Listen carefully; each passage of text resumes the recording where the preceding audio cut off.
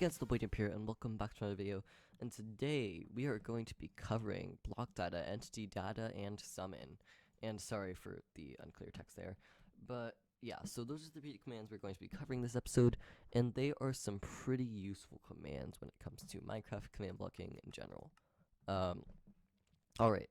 So yeah, so far we have covered tell, execute, title, fill, clone, set block, locate, 1.11 command changes, scoreboard trigger test 4, and today's episode, of course, we're covering block data, entity data, and summon. Okay, so we're gonna start off with block data, here, and we actually have a good example right over in our old 1.10 world. Okay, and I could get rid of that command block. So block data works pretty simply. Say for example, I want to go block data. Right, and the way block data syntax, by the way, I should mention first, block data, where the block is in the data tag. So I'm going to do the block below it, so, y minus 1, and then I'm just going to do two curly brackets, one open and one closed. And what this will do is in the command block, it'll output what the data tag is of that actual furnace. So you'll notice here, this is just part of it. Actually, that is all of it, because now you can fit it all in chat. But that is the block data currently of the furnace. So let's go ahead and play around with changing a little bit of it. Say for example, I wanted to change the cook time. I could make it so that the cook time is 100 seconds at all times. And say for example, I want to put in some. Actually, I realize I need to change something before I do that.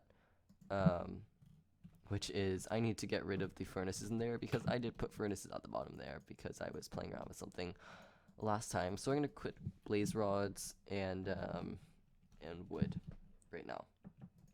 But for now, we'll just have blaze rods. So yeah, so we're going to grab the data tag like so. And here we go. We have all this right here. And if you want to know how I copied all that, check out my video on useful keybinds to know. In your Minecraft command blocker. It's really, I think, helpful if you want to know this. Alright, and then it'll also do here, actually, no, we should just have it as an impulse, because I just realized we're going to have some issues otherwise. So what I could do here is say I wanted to set the cook time to 200 seconds, and just automatically did that.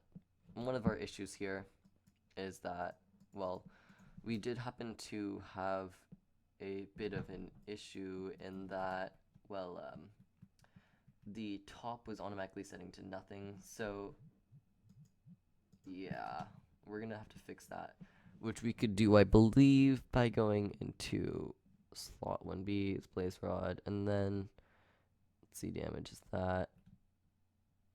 It is Minecraft furnace, whatever. Yeah, I don't know actually why. I'm a bit tired right now because I just finished recording like 3 other videos, which of course is great because I'm planning to pre-record a bunch of these command block tutorials, as I'm going to be going into finals pretty soon, and during that I will try my best to reply to comments, but I'm going to be studying a lot, so having as many of these pre-recorded as I can is going to be super helpful for me, and of course means that you will have a steady supply of it. But yeah, I could set the time to 200 seconds, or say for example I wanted to change what's in the bottom slot. Well, so let's look where it says blaze rod, right? Because we'll just see if there is a place where it even says that, and it doesn't look like there is. So in that case, we'll just go ahead and grab the block data again, which will probably have the blaze rod in here somewhere. And now here we go. I copied that, pasted in here. Burn time, YZ items. Okay, so right now we have in slot 1B a Minecraft blaze rod. So I could change that to something more fun. So one thing you obviously can't usually put in a furnace is a slime block. And while it won't necessarily cook with the slime block, I could still make it look like there's a slime block in the bottom of it. So blaze rod, I'm going to change that to slime underscore block. I believe that's what the ID is. And nope, I think it's just slime in that case. So let me change that from slime block to slime, because I always forget these things. But once I change that, then you will see here at the bottom, all of a sudden we have slime.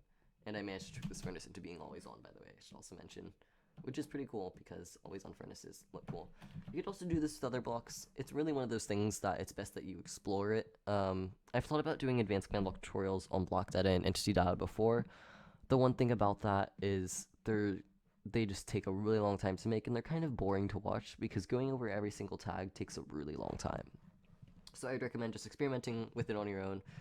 And yeah, so now we're going to check out Entitydata, and Entitydata is a bit more of a fun command, and it's one of my favorites to cover always.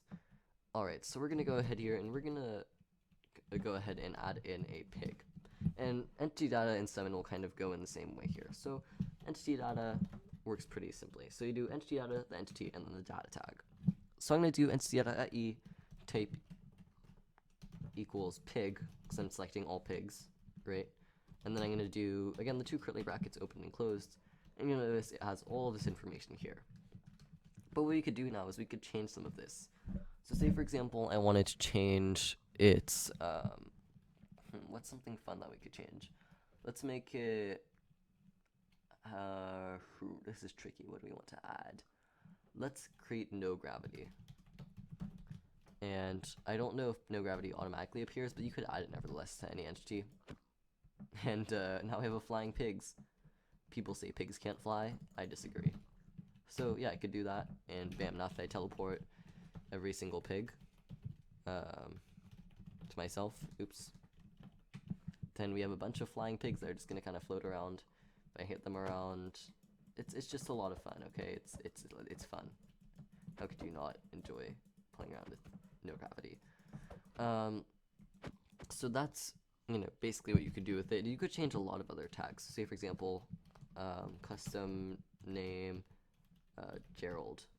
That's just a random name I came up with. But yeah, notice all these pigs are named Gerald now.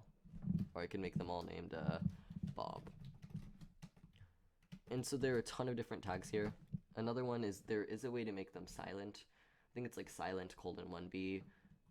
You could change their age. I could make, it looks like I could also change their, if they're saddled or not, since they're pigs, so I could do saddle : 1B.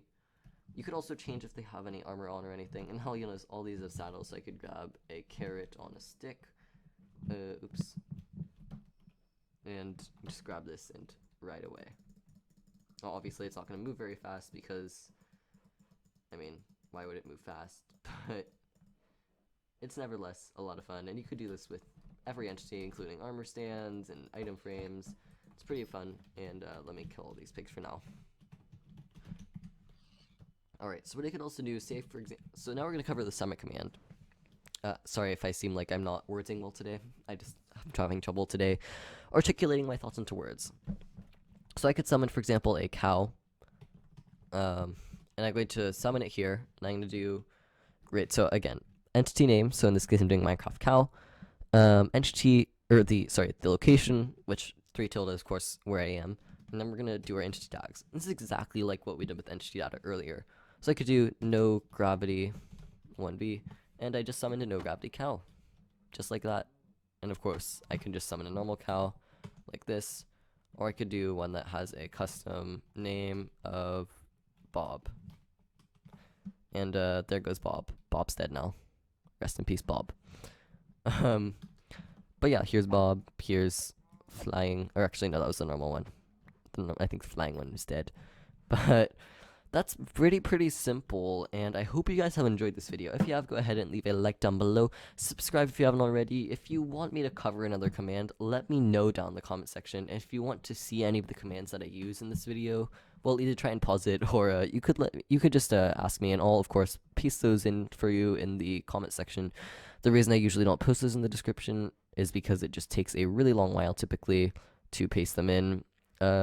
Because I have to go through my entire video then and find them all, and it's just, So, again, I hope you have enjoyed this video. Thanks for watching. Bye!